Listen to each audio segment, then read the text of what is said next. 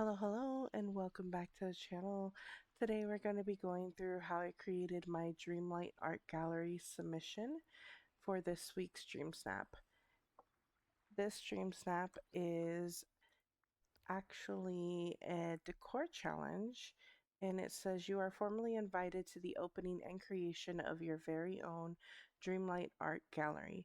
Curate a collection of paintings, sculptures, furniture, and decor that will have the art critics of the valley swooning. Mandatory 5 traditional and 6 elegant tags with bonus for lavish and wondrous. So from the inspiration pictures here, I already knew, plus with it being an art gallery, that a lot of people are going to be doing indoor photos this week. Indoor photos, you do have less ability to have tags in your photo than if you do an outdoor submission. However, trying to find the balance between being an art gallery outdoors is definitely going to be the struggle for people this week that choose to do it. I immediately had the idea to do an outdoor submission focused around the haunted mansion and the park entryway to use that to extend it. I've seen a couple people do some Bridgerton builds with those items, and I figured that it would look really nice as like an art museum.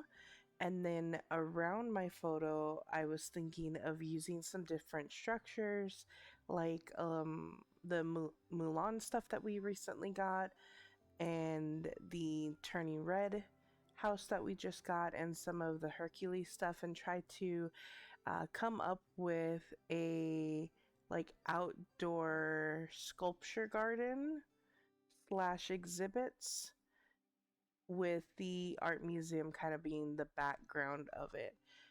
So I'm hoping that that comes through in the photo that we created. But that is my inspiration for the week, was creating the outdoor area for an art museum and not necessarily focusing on the art gallery piece. So let's go ahead and get into the video and see what we came up with. So the first thing that I did was, again, try to situate those buildings, and I absolutely love the way that it looks. It really does change the way that the Haunted Mansion looks by adding these in the background and makes it look more lavish. So it gives that little bit of a, I guess, optical illusion. I ended up needing more space than what I had over in that other area for my build. And so I moved it over to this area here and framed trees around it with different color leaves to just give it a more lush look.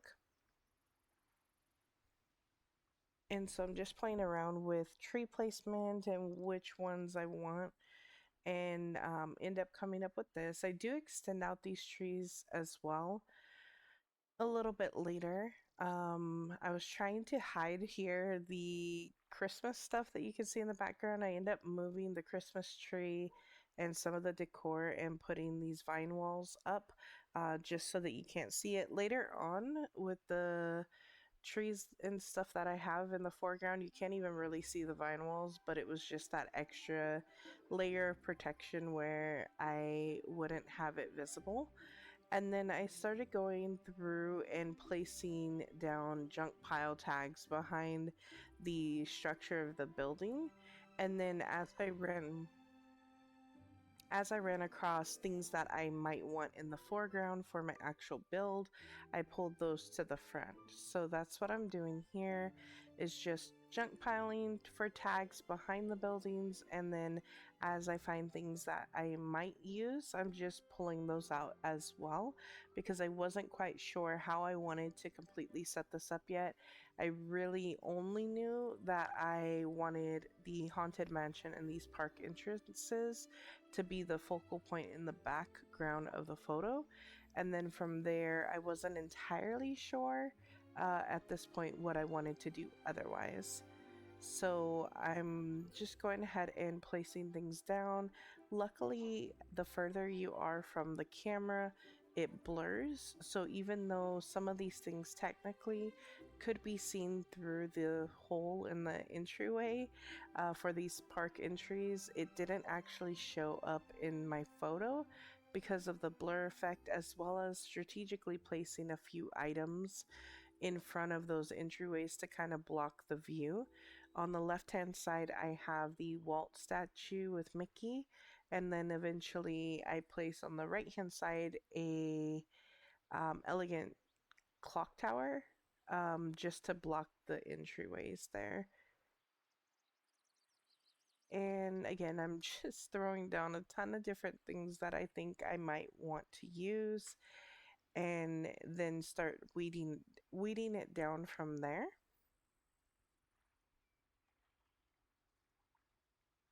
There are so many options this week in regards to decor that you could use that kind of fit this category. So it was a little difficult trying to narrow it down because you only have so much room in your DreamSnap, and those little finer details are likely going to get lost in translation, especially since we know that a lot of people don't necessarily open it up to view the bigger version of your image that you really want to catch the eye of the voter right away. So on the left hand side, I put some of the Hercules items there so that I have more statues, as well as the archway and the little seating area and the little fountain. I knew I wanted to include the turning red house because I absolutely love it, and I was trying to fit Mulan's in as well.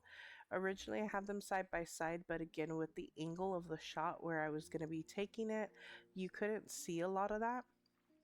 So I ended up having to move it strategically and angle it in a certain way in order for those to even be visible. But like for the build itself, I often say this, that it's not gonna look good in person, but it looks good in a DreamSnap.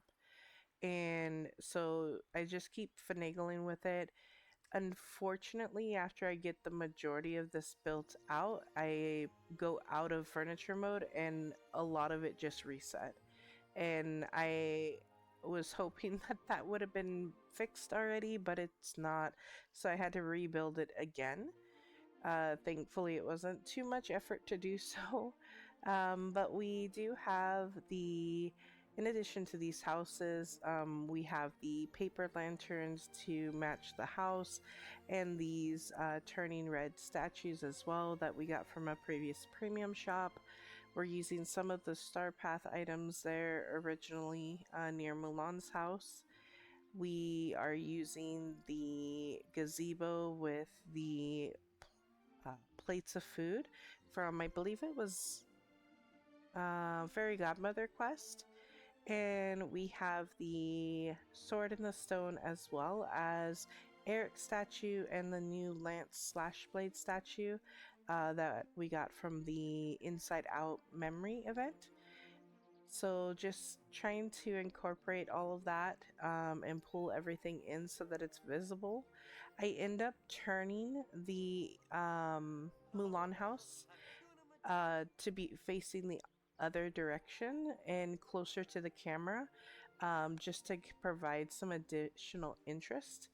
I'm trying to figure out what I want to do with the placement of these statues and end up placing them back near the lion statues where I currently have seating at.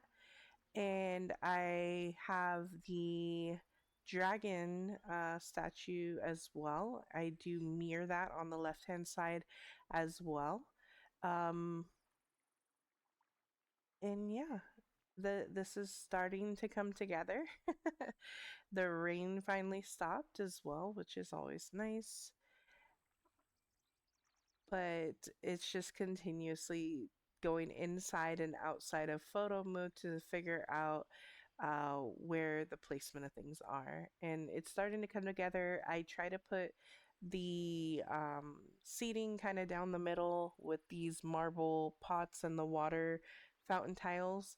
and then put greenery, but it took away from the actual sculptures on the left and right hand sides and kind of was too bulky. So I ended up taking the bushes out and trying to go for more of a low profile, like vegetation or flora, but end up taking it out completely and just keeping it simple and using some flower beds strategically. Um, and I think it came together a lot better than what this was looking like. I didn't want to have it be too cluttered. So we move over Mulan's house, put the I weapons rack up smell there, rosemary? and we have her strategy table and the sword as well that we're trying to angle. And that's one of the biggest things that made me choose not to use any type of flora, is because I wanted you to be able to see the strategy table and the sword in that area. I felt like those were two things that really stood out when I'm thinking about the exhibit type of thing. And I felt like as much as I love them, the purple little sprigs there were covering too much of the dragon statue. So I just went for more of a simple look. I tried to use these. I don't know why I thought that might look good, but it doesn't. So I take those out as well. I try to use some of these pink um, bloom, but not bushes, piles. And I even try to pull in some magnolia trees, but I end up choosing again to be more of a simple look and a clean look than to overcrowd it with trees and things like that. So I end up removing those, and again, I opt in for some of my favorite planters, the pink flowers, these I think they're supposed to be like tiger lilies, look beautiful. I end up putting some additional pathing throughout, and I think that it really ties things together. And yeah, this is.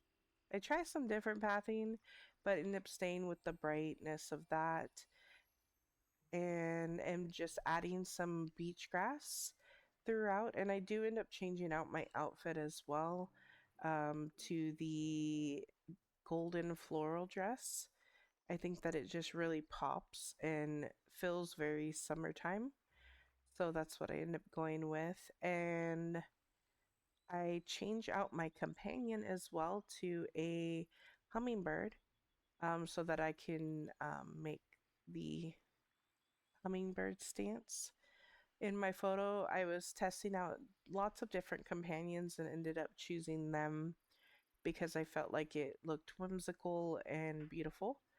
So here I'm just adding these in, and I end up adding a couple of flower beds in the back near the lions as well, just to kind of give it some evenness. And I think the last thing is the beach grass. So little touches of beach grass, I think go a long way here to adding a little bit of diversity in regards to the coloration of the grass. I really like it here. And then after looking through different filters, different times of day, I end up here 96 out of 5 traditional, 117 out of 6 on the other tag, and we have similar high tags on the bonus as well from our junk pile. But this is the final shot, and I absolutely love it. I am happy that I did something outside the box and didn't do an indoor shot this week because I think that this really looks amazing, and I'm happy that it came together. I was kind of apprehensive that it would come through in this way, but I love it. And we got the perfect shot with the water sprouting up on all of the little vases as well. So I hope you enjoyed this little process video, and I can't wait to see what you come up with for your dream snap. And thank you so much for watching. I hope you have a great rest of your night or day wherever you are. I'll see you next time. Bye.